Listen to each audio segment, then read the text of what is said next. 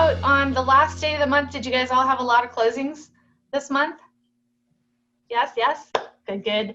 So we're going to keep it really short and to the point. This will be like you guys all who know me know I'm a high D. This will be the high D version of peeking under the hood. So welcome to Coffee with Christy. For those of you who are joining us for the first time, I'm Christy Belk-Grossman. I'm the owner of Ops Boss Coaching. We are the premier resource for education and coaching for operations people in real estate. And I'm super happy to have you guys here. We try to do some sort of quick webinar or seminar or something helpful to you once a month on a really casual basis. We call it Coffee with Christy and Friends, or Coffee with Christy and Crew. So today I want to introduce Zach Muir, who is with Sisu. He's out in Utah, for those of you who are always curious about where people are. And then we have Ellenmarie Foga, who is one of our coaches at Ops Boss, but also leads a team in New Jersey that closed about 300 units last year, or served 300 families is a better way to put it, and who is a Sisu user. So I just asked if they would join us for 15 minutes and give us like a peek under the hood. And I'm curious if you guys want to go ahead and type in the chat, why are you here? What is it that you're looking for? Are you just curious? Are you using CTE and thinking about moving? CTE and Sisu are kind of the two top ones that we hear about a lot. I've had a lot of people talk about Sisu lately, so I'm like, let's just get them right here. So go ahead and give me in the chat. Why can I not see the chat? Here we go. Okay, so possibly making the move. We're brand new to Sisu, not very far along with it yet.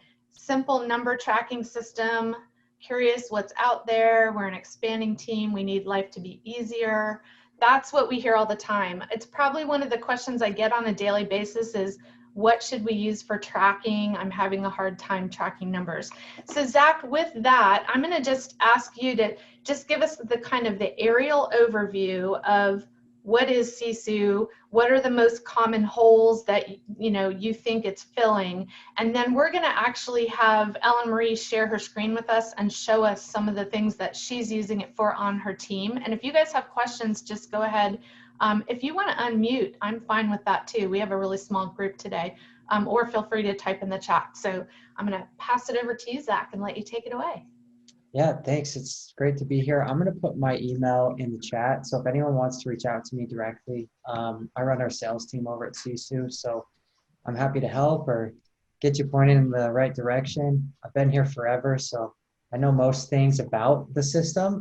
So you can reach out to me directly. And I have to say, I didn't know a group like this existed. When Ellenmarie mentioned it to me, and she's like, hey, there's this group of ops people. And I said, well, that's awesome, because literally any team that has an ops person, like that is the type of team that should be running Sisu. So it's good to get like the brains of the operations all here in like one meeting. And I will be at the summit in, or what do you call it, the retreat in October? At the Ops Boss Leader Retreat, yeah. So those of you guys are coming to the retreat. Today's the last day for early bird prices, but you'll meet Zach in person. I'm excited. It might be maybe like my third time out of my house, and like it feels like in like a year. So I'm like really excited about it. But anyways, let's jump right into this. Christy, is it cool if I share my screen? Yeah, absolutely. Go for it. Sisu is a numbers tracker, and there's two big things to know about it. Is first of all, integration. So we're super focused on eliminating duplicate data entry, right? So what we find a lot of times with whatever, like maybe spreadsheet that you're using, or if you're using CTE to track, it's another similar application, all of that same reporting, but half the data we want to be pulling it maybe from your CRM, right? I noticed in the chat, someone's at Boomtown Unite, right? We integrate with Boomtown. We just rolled out a partner integration with Brivity, Sierra Interactive, Follow Up Boss, most major CRMs. And if you have a question about your CRM specifically, email me, chat, but most major CRMs we're integrating with. Also, sometimes on the back end, right? Like if your brokerage maybe uses SkySlope or something like that, and you have to get data into SkySlope, sometimes you create a really nice flow where data goes from your CRM into Sisu, and then Sisu into like a SkySlope. So all of your systems are tied together, and Sisu kind of pulls all that data into one place so that you can report on it, right? If anyone has questions so far, let me know, drop it in the chat. But what I'm showing you right now is an example of what a dashboard looks like. And this is actually a brokerage that we work with here. They're a team inside of a brokerage here in Salt Lake. They've got about 25 agents. So what you can see is just trend lines. So we imported their spreadsheets, or if you have CTE, we can import that. So you get like, here's a nice 3-year snapshot of your closed and forecasted GCI, right? Or any metric you want to look at. So maybe conversations, right? Pulling right from your CRM. So rather than asking your agents to fill out a daily tracking report, you just tell them to use the CRM. You kind of drive home the whole, like, if it didn't happen in the CRM, it didn't happen, right? And so agents start gravitating to using the CRM more, and it becomes less burdensome for them overall. But this is like a 3-year snapshot of how many conversations, and this team specifically is running Boomtown. So, and even metrics like exercise, maybe that they want to track just for fun, right? Or maybe they have a contest where you earn bonus points for exercise, right? That's an example. We don't like integrate with an Apple Watch. That would be something that you could track manually. There's a little tracking app on your phone, but any metric that matters for you, we could pull it in here, visualize it like this. We can split it up, so if you want to look at your entire team, but maybe one of your agents is like a sales coach who has 3 agents on their team, and you want to split this up just for them. Maybe you're maybe you have expansion teams or different offices, and so a lot of times like CTE, you have 3 different sheets for your different expansion offices. You would consolidate that into one here, right?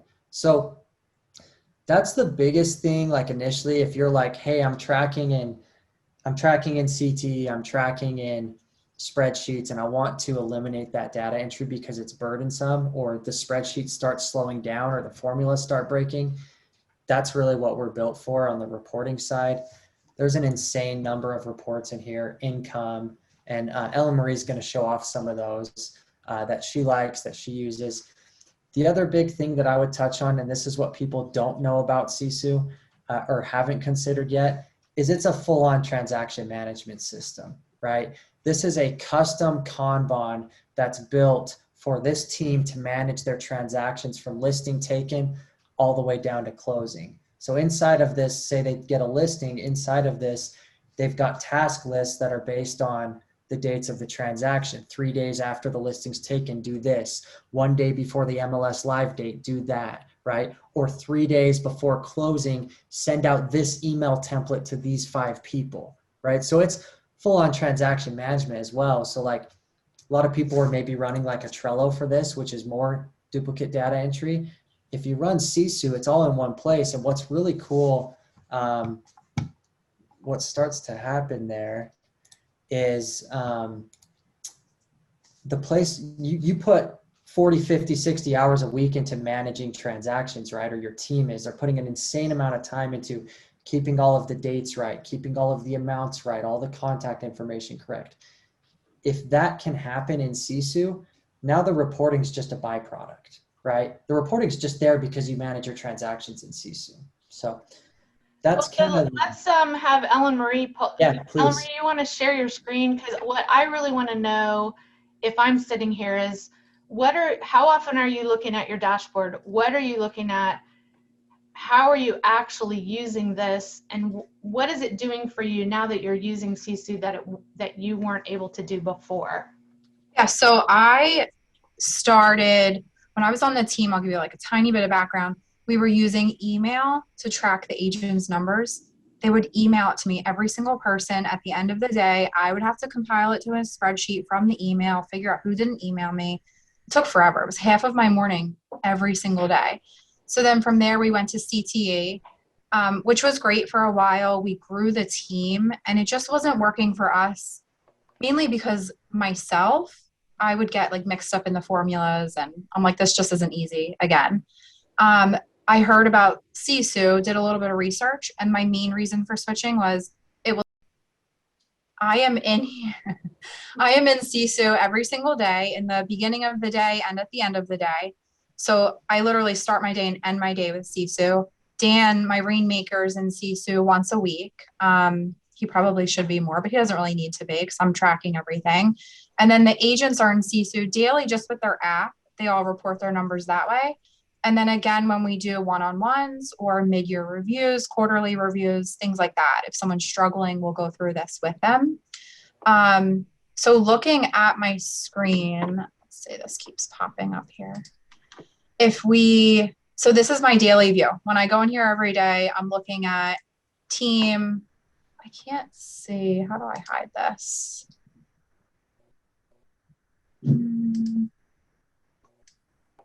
There we go. Just scooch over there. Okay, so I look at every day, probably this year, I look at just yesterday. And when that comes up, I kind of scroll to the bottom to see this is what we're tracking. And I'm like, all right, who did lead gen yesterday? Who didn't do lead gen yesterday? We have a ton of people on vacation right now, so don't judge by the 2 people. I also look at, so instead of the team dashboard, I run reports a lot. So Dan might ask me to look at lead sources by agent in particular. We've looked at this plenty of times with an agent when they tell me I'm calling expireds, nothing's working. Well, listen, you're doing a great amount of business with your database, with your past clients. That's what we need to focus on. Well, you know what I love about that particular screen too, is you can have an agent saying like, I'm making all these expired calls and nothing's converting, but you can also look really easily at, well, what are all the 5 other agents making expired calls? What are they converting at? Well, maybe it's a skills issue that I need to do training and coaching versus it's an expired issue. Exactly. It definitely changes the conversation.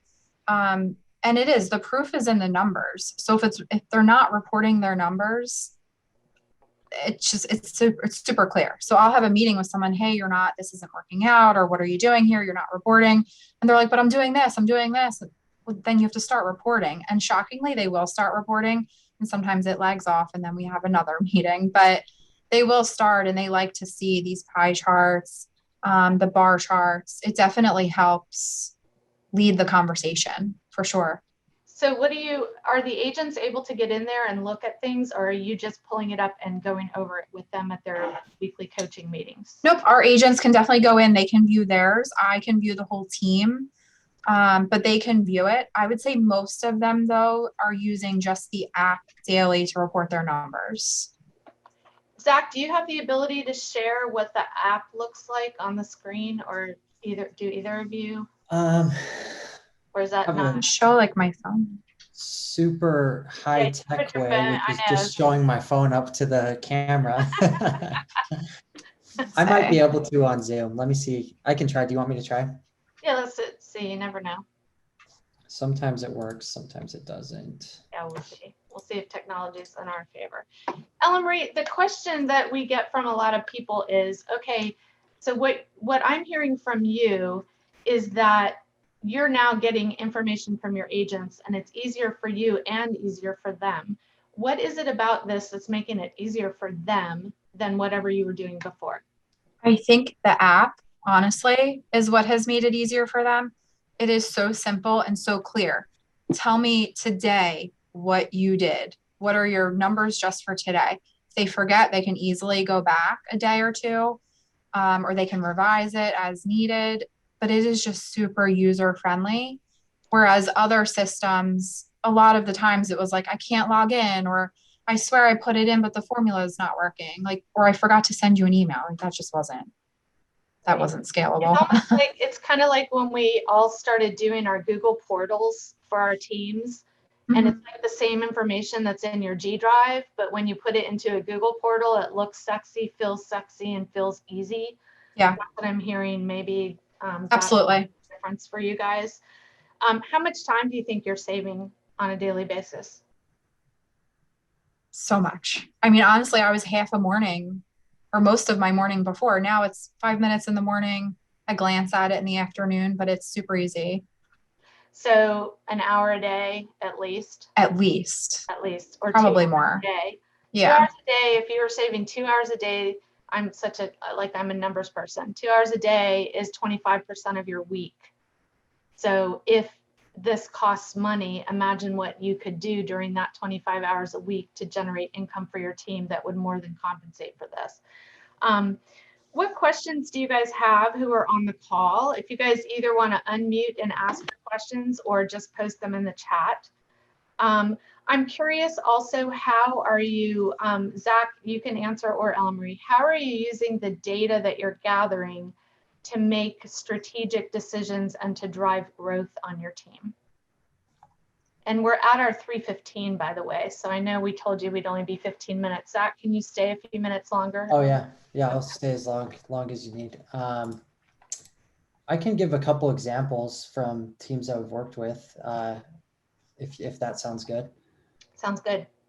So one big one is the lead source ROI, right? So you're bringing, say you're spending a lot of money on Zillow. We had a team that was spending, 15, 20,000 a month on Zillow, right? Or maybe you're spending a lot on PPC.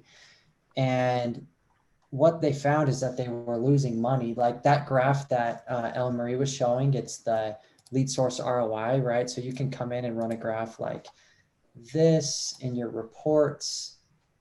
Just go to lead source ROI, and you can see what you're spending on a lead source like Zillow versus what you're making, right? And so knowing how many leads are coming in, so let's run this, right? 405 Zillow leads have come in 2021. 31 have closed, 2 are pending. This is what the team's made. This is what's been spent. So there's about a 50% ROI on a Zillow lead, right? So what I have teams do is every quarter they come in here, or every month they come in here and they just look at this graph. Maybe they sort it by ROI and they say, all right, whichever lead sources are giving us the worst ROI, or whichever ones are giving us negative ROI, we're either going to cut our spend there, eliminate it. Maybe I'm going to cut the bottom 2 lead sources by 25% every month that they're on the bottom. And I'm going to take that 25% and pump it back into something that is working, right? So it's just systematic, right? Every quarter, those low performing lead sources get cut and they pump it into something new. You guys, that is so huge. I was literally on a coaching call with a client this morning, and she's like, I've got to go back and manually track all this stuff. And she's like, looking at hours trying to figure this out when it's all just laid out for Ellenmarie. In a changing real estate environment like we're in, the changing real estate environment we saw last year with COVID, the changes we're seeing as we go forward, we have to be able to pivot quickly and make those decisions quickly about how we're spending our money. And without the data, we can't do that. So we now have people who are trying to make decisions based on the past 6 months. We should be looking at that on a monthly basis, at least on a monthly basis, and making changes accordingly. So that was a great example. Ellenmarie, do you want to add anything to that? Or Zach, you want to add anything about how it's helping you make decisions? It's helped with recruiting as well. I'll be honest, when I meet with a new agent, I do always show them the system, because one of the things that people usually say is, if they're coming from somewhere else, I'm looking for accountability. Everyone says that, or I'm looking for things like that. And one of our things is the tracking portion and how that will help your business. And when I show people how simple this is, and it's something only our team has within our brokerage right now, it's definitely a huge selling point. I love that. Hadn't even thought about that. Mm-hmm.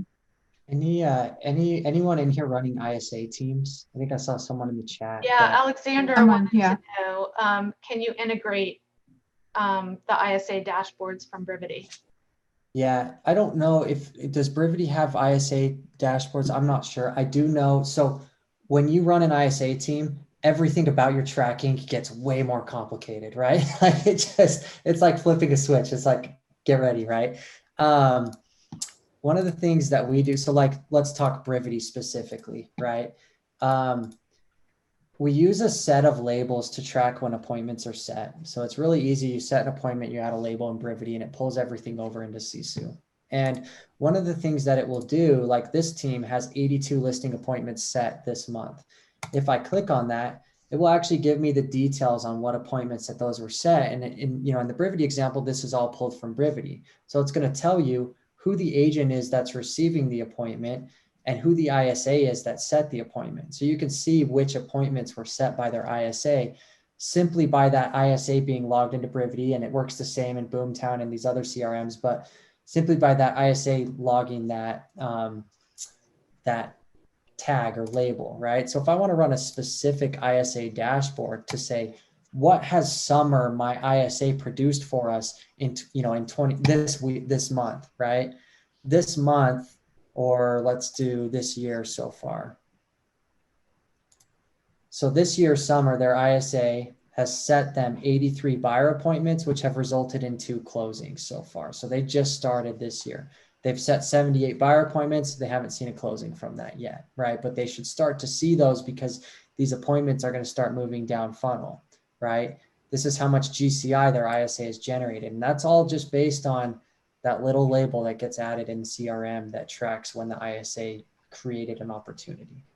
If I can just add to this, I want to note where it says, you know, some things are blue, some things are yellow, orange. Mm-hmm. We enter our goals in there for the year. And it shows you, you know, when I meet with an agent, who is not on pace, what are you on pace with, and what have you actually achieved? And when we do revise goals, we revise them in Sisu. And yeah, the colors are just a fun way to look at it, really. Yeah, I like that. This I have some ISA is, questions around, oh, sorry. oh, I was just say this ISA is crushing it. I mean, when they set they started like 3 months ago, and you know, you can see that their goal for the entire year was to do about 98 appointments, and they're already almost there. Mm-hmm. Right? Rhonda, What were you you've got saying? some questions, I think. Yeah, so I want, do you have where I can see like on a monthly basis, like 30 days, what can I, you know, like in 15 days, what can I anticipate coming in commission? So cash flow. Yeah. So and then do you have also like where I can put in like my budget for the year and then comparisons? Yeah, so this income report, it's kind of cool. Let's run that. So you set a date range and you set a, you know, either your entire team or a group of agents. And let's say I want to look at next month. I want to see what's on the books to close next month. So this is looking at everything that's forecasted to close next month. There's 32 deals on the books so far. This is the volume, gross commission after referrals. This is what they expect to pay agents or their brokerage as well. So all of their fees are calculated into that. So they're looking at about 190K net for next month, right? Or whatever date range you want to run. You can also like break down which agents are producing that. So you can see that Jace is really the one that's, you know, closing most of their business next month, or you can see which agent is bringing in the most GCI for the team. So that's some really cool income reporting. You can go one step further. So this is just your net from commission, from transactions, but in your expenses, you can just super simple, like what they do is they just add in their operating and basically their expenses, operating expenses month by month. So they just pull that from QuickBooks at the end of the month and put it into Sisu. Oh. So this will tell them like on a month by month, let's do the monthly summaries. Because they have those 2 pieces of the puzzle, which is basically what did they make from transactions and what did they spend, you can see just quick snapshot. What did they make in January? What did they make in February, March, April, May, right? May was not a great month for them. And now June, right? Now they haven't put in their operating expense yet in June. So that's going to go here and then it's going to, you know, tabulate out for them. Okay, but can you see like at what point is the income coming in for the month?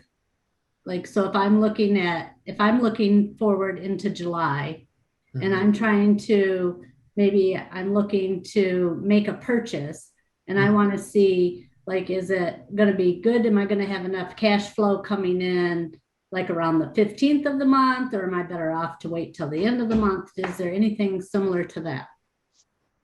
Yeah, I don't know if we have that maybe as visually as you're looking for, but you could run this and say on the, you know, 12th through the 16th, what's coming in. And then I could actually, oops, I don't know what I did there. Right, run that date range. So 12th to the 16th, what's coming in as far as units and what do we expect to make? And that could give you an idea of what kind of cash is coming in during, you know, a given range. It's not trying to be like your full-on QuickBooks, right? Most people run their accounting software separate, right? But Sisu is kind of like your team leader is probably not hopping into the QuickBooks, but you can quickly communicate like where the team's at. You could put in, Rhonda, I think what you could do is put in your whole budget, your monthly projected expenses for the whole year, and then on the first day of each month, update the previous month Yeah. to actual. And then that way you'd have it projected going forward, so you could look at your balance between income and expense. But Mhm. I think because of taxes and all the other things, most people are probably using QuickBooks or some proprietary just for financials.